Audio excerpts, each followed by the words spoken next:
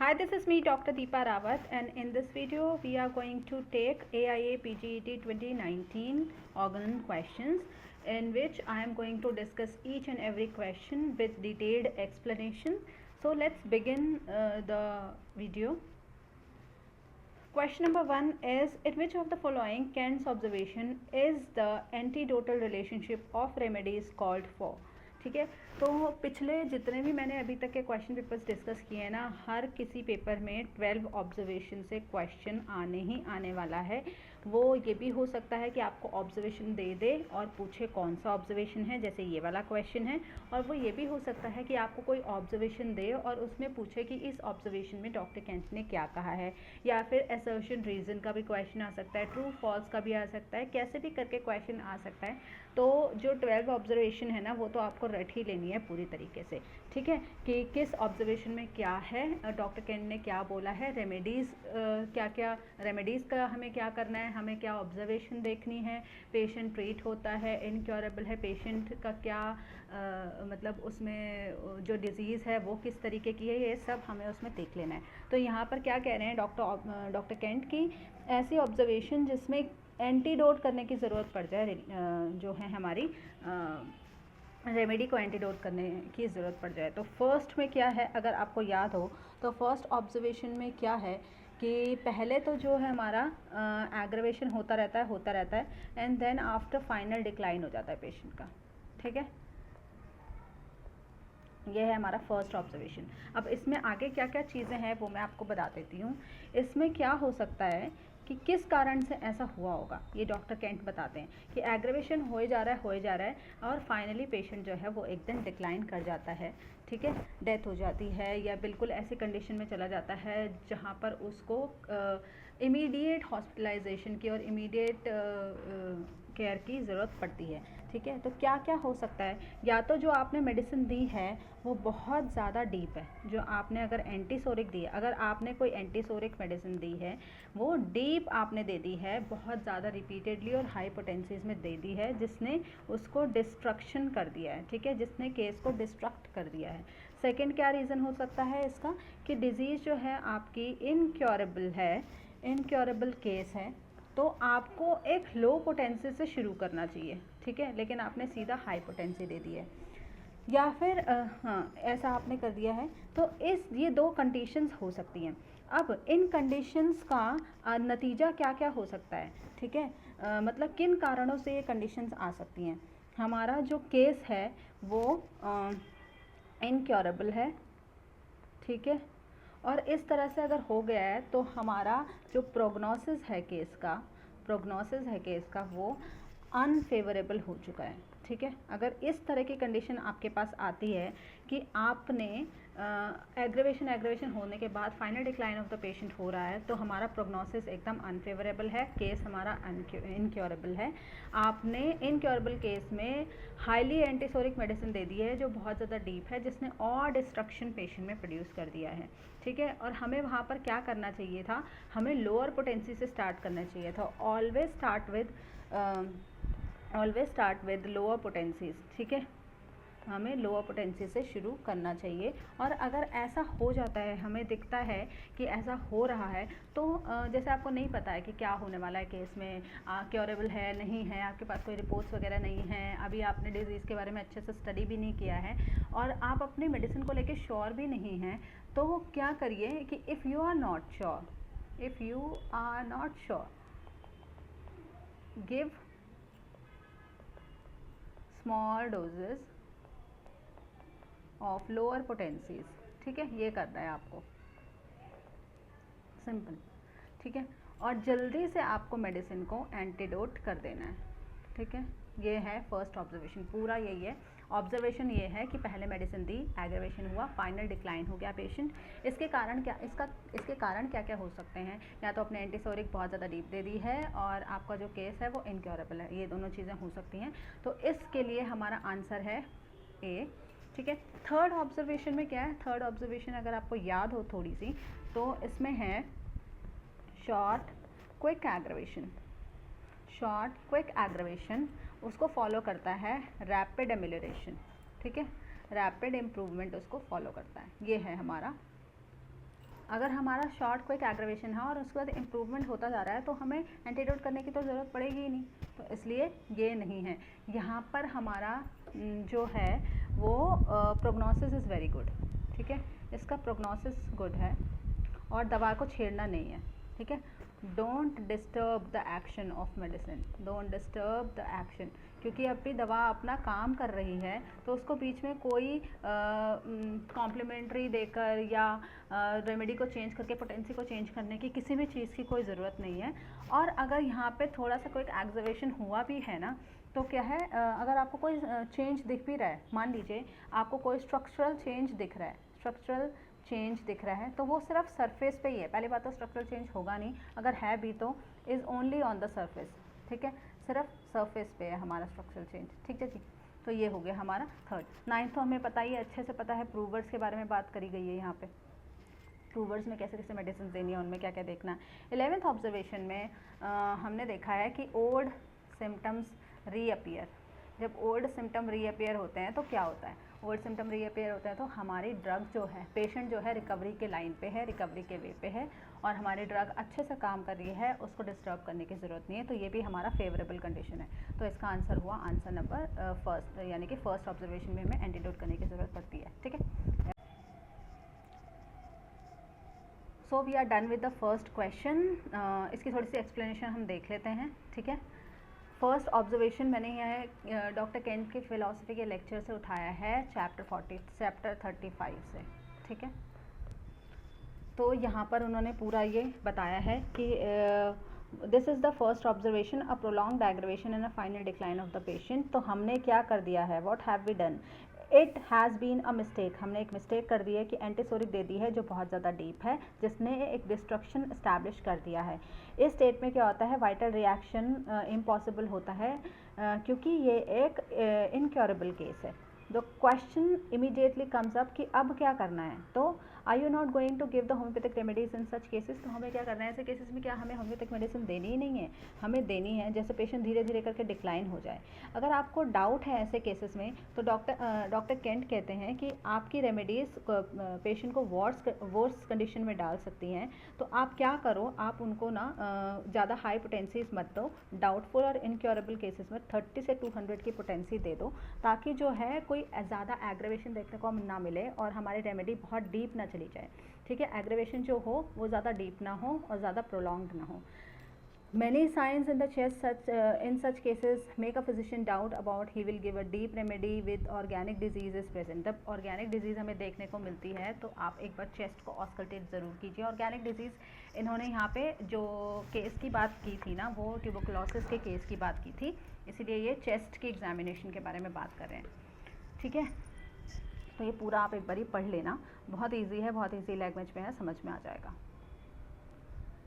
Next question, which one of the following remedy has been recommended by Dr. Henneman in case of benumbed state of nerves in one-sided disease, ठीक है। तो इसमें से किसके बारे में बात करी गई है, ये जो है वन साइडेड डिजीज़ से लिया हुआ है ओपियम, ठीक है। ओपियम है जिसको बेनम्ड केसेस, बेनम्ड स्टेट ऑफ केसेस में देते हैं और 183 अफोरिज्म में बात करी है, इस 183 के फुटनोट में इसके बारे में बात करी है, ठीक है। तो ये देखो, ये है फुटनोट, यहाँ पर जो है 161 से 183 तक हमने रेमेडी रिस्पांस के बारे में बात करी है, मतलब आप कोई भी रेमेडी दोगे उसका रिस्पांस कैसा आएगा, ये सिमिलर टू केंट्स ऑब्जर्वेशंस, ठीक है। वही हो गया ना रेमेडी रिस्पांस, भाई आपने पहली डोज दी, पहली रेमेडी दी, उसको क्या क्या ऑब्जर्वेशन आपको देखने को मिल सकती हैं वो, और केंट की ऑब्जर्वेशन क्या है, वो भी वही है कि आपने पहली रेमेडी दी, अब आप ऑब्जर्व करो पेशेंट में क्या क्या चेंजेस आए। In cases with the patient which however happens excessively seldom in chronic but not frequently in acute disease, but not infrequent in acute disease, ज़्यादातर क्रॉनिक डिजीजेस में देखने मिलता है, लेकिन ऐसा नहीं है कि एक्यूट में बिल्कुल देखने नहीं मिलेगा। Feels very ill although his symptoms are very indistinct, so that this state may be attributed more to the benumbed state of the nerves, यानी कि nerves की ऐसी state आ गई है जो बहुत numbed है। Which does not permit the patient pain. अब पेशेंट को पेन इसकी वजह से बिल्कुल हो नहीं रहा है, सफरिंग उसको हो नहीं रही है, टू बी डिस्टिंक्टली परसीव्ड, उसको कुछ समझ नहीं आ रहा है कि हाँ मेरे को पेन हो रहा है, कोई सफरिंग हो रही है। दिस टॉर्पर स्टेट जो आ जाती है ना इंटरनल सेंसिबिलिटी की, ये रिमूव होती है ओपियम से, डॉक्टर हैनीमैन ने बोला है। And it is secondary action, the symptoms of the disease become distinctly apparent. अब जब सेकेंडरी एक्शन आता है, जैसे आपने ओपियम दिया तो सेकेंडरी एक्शन क्या होगा, ओपियम आपने पहले दिया तो पेशेंट को बहुत ज़्यादा नींद आएगी और पेनलेसनेस रहेगी, लेकिन जैसे ही सेकेंडरी एक्शन आता है तो उसका पेन वापस से आने लग जाता है, उसकी नींद सब भाग जाती है, ठीक है। तो इन इट्स सेकेंडरी एक्शन, मतलब ओपियम का जब सेकेंडरी एक्शन आएगा, the symptoms of the disease become distinctly apparent, इसी उसके बाद सिम्टम ऑफ द डिजीज़ वापस हमारे पास आएंगे, ठीक है। तो ओपियम आप देख के देखो, अगर ऐसे केसेस में है तो डॉक्टर हैनीमैन ने ऐसा बोला है। जैसे आपके पास कोई पेशेंट आया, ठीक है, ओपियम में होता ही क्या है, ओपियम का जो कैरेक्टरिस्टिक है ना, अगर हम ओपियम को माइंड लेवल पे, मेंटल लेवल पे प्रिस्क्राइब भी करें तो पेनलेसनेस बहुत ज़्यादा है, ठीक है। उसके पेन सहने की जो क्षमता है ना वो बहुत ज़्यादा है। जैसे कोई कंडीशन है जिसमें अक्सर लोगों को पेन होता है, आर्थराइटिस है, बहुत ज़्यादा लोगों को पेन होता है, परेशान होते हैं, इधर उधर भागते हैं, इसको ठीक करना है, ये करना है, वो करना है, पर ओपियम का पेशेंट का रहेगा एकदम चिल रहेगा, आराम से मस्त रहेगा, उसको कोई फ़र्क नहीं पड़ता, ठीक है। जब तक वो एक पर्टिकुलर स्टेज, जब तक वो एक थ्रेशोल्ड पे नहीं पहुंच जाता ना, तब तक वो एकदम शांत रहेगा, ठीक है। तो वही डॉक्टर हैनीमैन कह रहे हैं कि अगर ऐसा पेशेंट आपके पास आता है कि पेन और सफरिंग जहाँ उसको होनी चाहिए वहाँ उसको नहीं हो रही है, तो आप उसको ओपियम दो, सेकेंडरी एक्शन के चलते उसके पास डिजीज़ के सिम्टम्स वापस आने लग जाएंगे और तब आप प्रिस्क्राइब उसको कर सकते हो। Third question, which of the following conditions occurs during secondary action. अब क्या हो सकता है सेकेंडरी एक्शन में, स्ट्यूपिफाइड स्लीप कॉज्ड बाय ओपियम, नहीं, ये तो प्राइमरी एक्शन है, जैसे आपने ओपियम दिया उसको स्ट्यूपिफाइड स्लीप आने लग जाएगा, ये प्राइमरी एक्शन है। Person heated after violent exercise, ये भी प्राइमरी एक्शन है, जैसे आपने एक्सरसाइज करी आपको एकदम से गर्मी लगने लग जाएगी।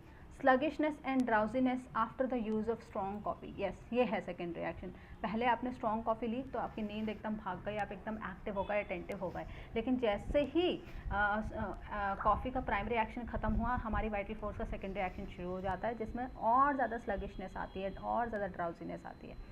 Heat produce by drinking wine, ये भी प्राइमरी एक्शन है, जैसे आप वाइन पीते हैं वैसे ही आपको एक हीट की सेंसेशन होने लग जाती है। ये हमारी एक्सप्लेनेशन है, ठीक है। अफोरिज्म 65, यहाँ पे सारे एग्जाम्पल्स दिए हुए हैं, examples of secondary action, secondary counter action. Actually दो तरह के होते हैं ना हमारे secondary counter action. Secondary curative action होता है, जैसे हमारी मेडिसिन काम करती हैं, होम्योपैथिक मेडिसिन का जो एक्शन है वो जिस तरह से क्योर करती हैं वो सेकेंडरी क्यूरेटिव एक्शन है।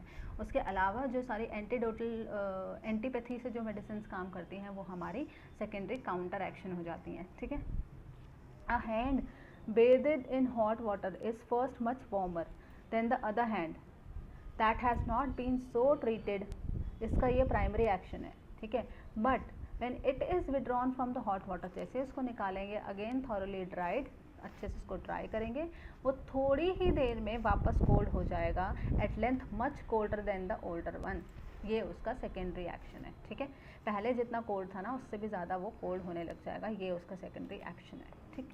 A person heated with violent exercise, ये भी देखो मैंने बोला था ना प्राइमरी एक्शन है, is afterwards affected with chilliness and shivering, बाद में उसको और ज़्यादा चिलीनेस और शिवरिंग फील होगी, दिस इज सेकेंडरी एक्शन। तो ये सारे इसके अंदर एग्जाम्पल दिए हुए हैं। अभी देखो कहाँ गया, हाँ, excessive vivacity follows the use of strong coffee, excessive vivacity मतलब एनर्जी आ जाएगी, बहुत ज़्यादा बात करेंगे आप, प्राइमरी एक्शन है। But sluggishness and drowsiness remains for a long time afterwards, that is the secondary action, ठीक है। इसमें सारे हमारे एग्जाम्पल्स दिए हुए हैं, ये तो बहुत कॉमन है वैसे, आराम से पता चल जाएगा आपको, कुछ अगर ये नहीं भी पता होता फिर भी। अच्छा, अब प्राइमरी और सेकेंडरी एक्शन के बारे में कहाँ कहाँ पे बात करी हुई है ना, ये मैंने कुछ नोट्स कलेक्ट करके निकाले हैं, ठीक है, कहाँ कहाँ पे बात की हुई है। प्राइमरी एक्शन के बारे में डॉक्टर स्टुअर्ट क्लॉस ने अपनी फिलॉसफी में बात करी है चैप्टर 13 में, कि प्राइमरी एक्शंस क्या होते हैं। The homeopathic doctrine of doses like the law of cure was based upon the discovery of the opposite action of large and small doses of medicine, ठीक है। It is the opposite action. It is another application in medicine of law, mutual action, the third Newtonian law action and reaction are equal and opposite. कोई भी चीज़ आप दोगे उसका action होने ही वाला है उसका, और रिएक्शन देने ही वाली है कोई भी चीज़, जब हम किसी भी चीज़ को, किसी बॉडी को स्टिमुलस देंगे तो, और वो इक्वल एंड ऑपोजिट होती है। Opium in large doses will cause a deep sleep और नार्कोसिस। स्मॉल डोजेज में ये इन्हीं कंडीशंस को क्योर कर सकती है। ठीक है, तो इस तरह से बाकी aphorism 59 Organon of Medicine new edition में इन्होंने ये बताया है कि for a persistent tendency to sleepiness during the day the physician prescribed coffee whose primary action is to enliven, and when it had exhausted its action the day somnolence increases। ठीक है, और बहुत ज़्यादा नींद आने लग जाती है। For frequent waking at night he gave in the evening without heeding the other symptoms of the disease. Opium, which by virtue of its primary action produced the same night stupefied dull sleep, but subsequent night में क्या होगा, वो और ज़्यादा sleeplessness उसमें होने लग जाएगी। पैराग्राफ 63 में भी हम बात करेंगे, यहाँ पर भी हमें प्राइमरी और सेकेंडरी एक्शन के बारे में बताया है, और 64 में भी ये आपको एक बारी देख लेना, क्योंकि अभी हम यहाँ पर और ज़्यादा डिस्कस करेंगे तो फिर बहुत बड़ी हो जाएगी वीडियो। ये सारा का सारा है ना, मैं अपने टेलीग्राम चैनल पे सब कुछ अपलोड भी कर देती हूँ, जो भी मैं यहाँ पे नोट्स बनाती हूँ ना, सब ये पूरा PDF वहाँ पे आपको मिल जाएगा, तो वहाँ से आप एक बार रीड कर सकते हैं। PDF कहीं नहीं जाने वाला, यहाँ से भी आपको स्क्रीनशॉट लेना है तो वो भी आप ले सकते हो। Fourth, drug which action during which action of medicines does homeopathic aggravation take place। homeopathic aggravation मतलब क्या होता है, प्राइमरी एक्शन होता है, सेकेंडरी होता है, ऑल्टरनेटिंग होता है, टर्शियरी होता है। पहले बात तो टर्शियरी एक्शन कुछ होता ही नहीं। ठीक है, ऑल्टरनेटिंग एक्शन ऑफ रेमेडीज़ होता है, यानी कि पहले डायरिया देन कॉन्स्टिपेशन। ठीक है, या फिर पहले पेन्स इन काफ मसल्स, उसके ऑल्टरनेटिव में हो सकता है उसको कॉफ आ जाए। ये ऑल्टरनेटिंग एक्शन है, मतलब एक ख़त्म होएगा सिम्टम, दूसरा आने लग जाएगा। ठीक है, नेक्स्ट हमारा आता है कि सेकेंडरी एक्शन क्या है। सेकेंडरी एक्शन तो ये हमारा क्यूरेटिव एक्शन होता है। Secondary action curative action in homeopathy. ठीक है, अदरवाइज़ ये काउंटर एक्शन भी हो सकता है। ठीक है, काउंटर एक्शन भी हो सकता है। तो कोई भी जब होम्योपैथिक मेडिसिन एक्ट करती है तो होता क्या है एक्चुअली, कि जो नेचुरल डिजीज़ है ना, उसका प्लेस जाके ले जाता है अपना होम्योपैथिक मेडिसिन। होम्योपैथिक मेडिसिन क्या करता है कि जाके नेचुरल डिजीज़ की सीट ले लेता है, उसको हटा देता है। तो जो कुछ भी होम्योपैथिक एग्रेवेशंस आती हैं that is because of the primary action, क्योंकि जब भी मेडिसिन एक्ट करती हैं वो हमारी प्राइमरी एक्शन होता है, और उसके ऑपोजिट जो रिएक्शंस मिलते हैं हमें वो हमारे सेकेंडरी क्यूरेटिव एक्शंस होते हैं, जो हमारी वाइटल फोर्स के थ्रू आते हैं। तो answer for this question is a primary action. ठीक है, इसमें कुछ हमने होम्योपैथिक एग्रेवेशन के बारे में है यहाँ पे थोड़ा सा, but though it is certain that homoeopathically selected remedies does by reason of its appropriateness and the minuteness of the doses gently remove and annihilate the acute disease analogous to it। ठीक है, तो जो इसके analogous होगा वो उसको remove भी कर देगा जेंटली और एनहिलेट भी कर देगा without manifesting its other unhomoeopathic symptoms, और कोई भी अपने अनहोम्योपैथिक सिम्टम्स नहीं दिखाएगा। That is to say without the production of the new serious disturbance, कोई नया या सीरियस डिस्टर्बेंस ना लाए बिना वो उसको जेंटली क्योर करता है। Yet it is usually immediately after injection for the first few hours. ठीक है, थोड़ा सा स्लाइट एग्रेवेशन हो सकता है which the dose has been somewhat too large, कभी कभी होता है डोज ज़्यादा लार्ज है। For a considerable number of hours में ऐसा होता है which has so much resemblance to the original disease. मान लो किसी को फीवर है, तो जैसे ही हमने थोड़ी सी लार्ज डोजेज दी हमारे सिमिलिमम की, तो उसका फीवर थोड़ी देर के लिए बढ़ जाएगा, थोड़ी देर के लिए बढ़ेगा।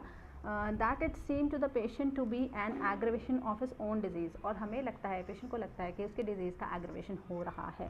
ठीक है, कोई नया सिम्टम नहीं आया, जो सिम्टम पहले से ही था वही थोड़ा सा एग्रेवेट हो जाता है, बट रियलिटी में क्या है, nothing more than an extremely similar medicinal disease. पर ये सिर्फ एक मेडिसिनल डिजीज़ है जो सिमिलर है हमारे नेचुरल डिजीज़ से, somewhat exceeding in strength, थोड़ा स्ट्रेंथ में ज़्यादा है द ओरिजिनल अफेक्शन। ठीक है, ऐसे ही हम कहते हैं होम्योपैथिक एग्रेवेशन। ठीक है, और ये थोड़ी देर तक रहता है, उसके बाद चला जाता है, उसके बाद तो हमारे क्योर ही होने वाली है। Fifth, in one-sided mental and emotional diseases, transient elevation of psychical disease with emergence of the corporeal symptom occurring during. ये क्वेश्चन इसी तरीके का, इसी से रिलेटेड 2024 यस 2024 नहीं 2021 में आया था, ठीक है। तो क्या हो सकता है वन साइडेड डिजीज़ में, जब हमारे पास ट्रांजिएंट एलिवेशन यानी कि यहाँ पे सिम्टम हमारे चल रहे हैं और थोड़ी देर के लिए हमारे मेंटल सिम्टम्स नीचे चले जाते हैं और फिर धीरे धीरे करके वो ऊपर आते हैं। तो ये जो फेज़ है जहाँ पे मेंटल सिम्टम्स बिल्कुल है नहीं, ठीक है, with emergence of corporeal symptoms, mental symptoms तो नीचे चले गए, यहाँ पे हो गए, लेकिन कॉर्पोरियल सिम्टम्स यानी कि जो फिजिकल सिम्टम्स हैं वो उठने लग जाते हैं। इस पीरियड को हम कहते हैं ल्यूसिड इंटरवल, ठीक है।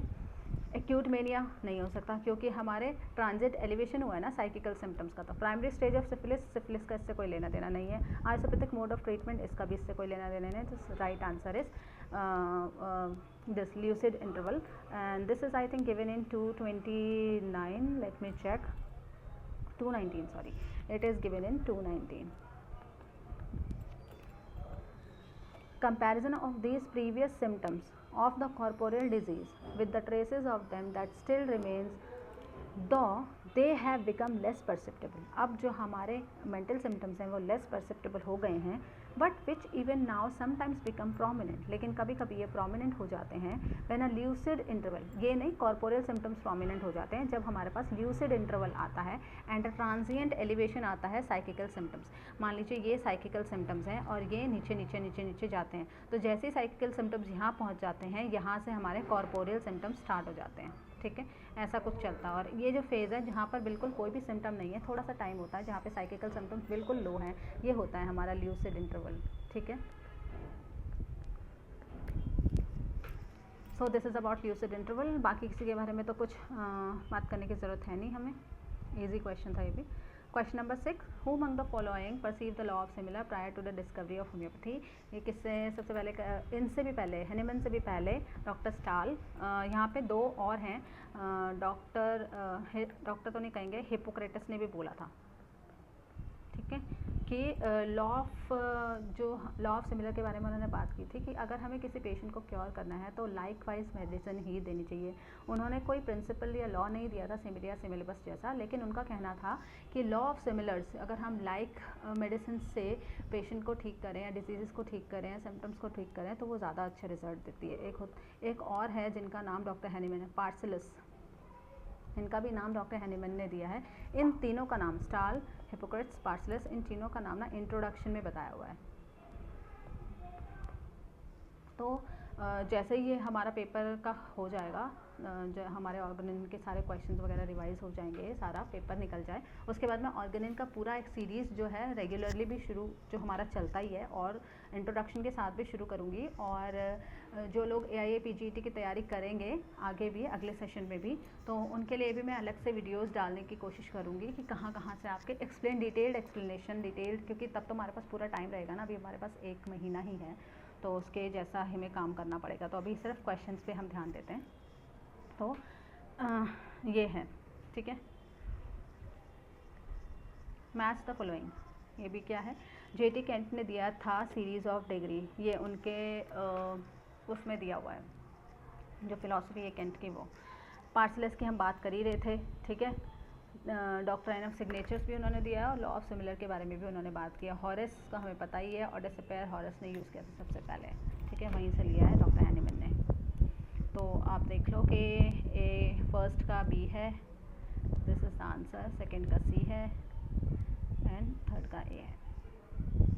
Which one of the following is the most important indicator of commencing amelioration or aggravation in a patient? कैसे हमें पता चले कि पेशेंट amelioration में जा रहा है या aggravation में जा रहा है? सबसे पहले जो आपको पता है वो देख लो, ESR से कुछ फ़र्क पड़ने वाला है? नहीं। लोकल पैथोलॉजी से कुछ फ़र्क पड़ने वाला है? नहीं। Appearance of the skin eruption से फ़र्क पड़ने वाला है? नहीं। हमें फ़र्क पड़ने वाला है state of mind and whole demeanour of the patient, पूरा का पूरा कॉन्स्टिट्यूशनल पेशेंट कैसा फील कर रहा है, उससे हमें पता चलेगा कि पेशेंट एमिलियोरेशन में जा रहा है या एग्रेवेशन में। ESR से कोई मतलब है ही नहीं, हम ESR थोड़ी हर बार चेक करवाएंगे। लोकल पैथोलॉजीज़, कई बार पेशेंट जो है ना बहुत अच्छा फील कर रहा होता है, लेकिन लोकल पैथोलॉजीज़ उसकी बढ़ी हुई नज़र आती हैं। हो सकता है कई बार पुराने ओल्ड सिम्टम्स भी सामने आ जाएं जो लोकल पैथोलॉजीज के हो सकते हैं, तो वहाँ पर भी तो फेवरेबल कंडीशन है हमारी, लेकिन पेशेंट की लोकल कंडीशन देख के भी हम ये नहीं बता सकते कि सही हो रहा है या गलत, सही हो रहा है या नहीं हो रहा है सही। कई बारी जब हम सोरियासिस का केसेस देखते हैं ना, तो कई बार होता है सोरियासिस बहुत बढ़ के नज़र आता है, बट पेशेंट अच्छा फील कर रहा होता है कि मुझे अच्छा लग रहा है, मुझे लग रहा है कि ये बेटर हो सकता है, मुझे लग रहा है कि कुछ चेंज आ रहा है, कुछ तो चेंज आ रहा है उसको, ड्राइनेस में, इचिंग में, या जो फ्लेक्स निकलते थे उसमें आराम लग रहा है, कुछ मेरे को चेंज आ रहा है। लेकिन आप जब देख रहे हो सामने से तो आपको लग रहा है कि नहीं कंडीशन तो बहुत वर्स होती जा रही है, कंडीशन तो वैसे की वैसे ही है, ठीक है। तो पेशेंट से पूछना है हमेशा कि आपको कैसा लग रहा है, आपको कैसा फील हो रहा है, और थोड़ा सा खुद भी ऑब्जर्व करना है। Appearance of the skin eruption, हर किसी को थोड़ी स्किन एरप्शन होते हैं, ठीक है। तो ये हो गया हमारा आंसर जो है वो उसका बी है।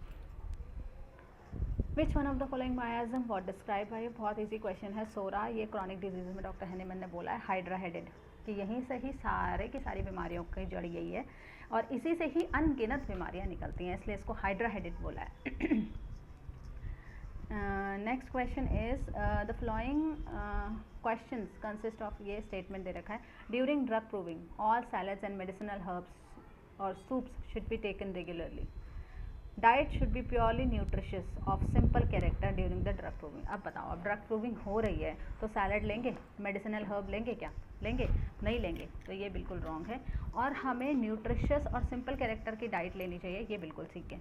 एस रॉन्ग है और आर ट्रू है, ठीक है। इसके बारे में डॉक्टर हैनीमैन ने अफॉरिज्म 25 में बात करी है, during all the time of experiments last the diet must be strictly regulated, it should be as much as possible destitute of spices, नहीं होने चाहिए, of a purely nutritious simple characteristic का simple character food होना चाहिए, nutritious होना चाहिए, green vegetables होने चाहिए, रूट्स होने चाहिए, एंड जो सैलड्स, हर्ब्स हैं, सूप्स हैं, which even most carefully prepared possessed some disturbing medicinal qualities उसके अंदर हो सकती हैं, इसीलिए उसको अवॉइड करना चाहिए। न्यूट्रिशन प्रॉपर लो, सिंपल कैरेक्टर का फूड लो, कोई स्पाइसेस मत लो, ठीक है, कोई भी सैलड्स मत लो, ये डॉक्टर हैनीमैन बोल रहे हैं, ठीक है।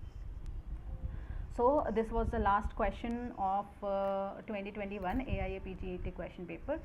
तो हमने सारे क्वेश्चन डिस्कस कर लिए हैं, इससे रिलेटेड भी कुछ चीज़ें हो सकती थी तो वो भी हमने डिस्कस कर ली हैं। आज के वीडियो के लिए इतना ही। साथ साथ मैं ये बोलूँगी कि चैनल को ज़रूर सब्सक्राइब कर दो, वीडियो को शेयर भी कर दो और लाइक भी कर दो, जितना हो सके मेरे को मोटिवेशन दो, ताकि मैं आगे भी इस तरह के क्वेश्चन पेपर्स को सॉल्व करती रहूँ। और जब हमारे प्रीवियस ईयर क्वेश्चन पेपर्स हो जाएंगे उसके बाद हम क्या करने वाले हैं, हम कुछ और क्वेश्चंस को रिवाइज़ करेंगे, ठीक है। रेगुलरली हम यही 10 से 15 क्वेश्चंस रोज़ मैं डालूंगी अपने चैनल पे जब तक हमारा एग्ज़ाम नहीं हो जाता।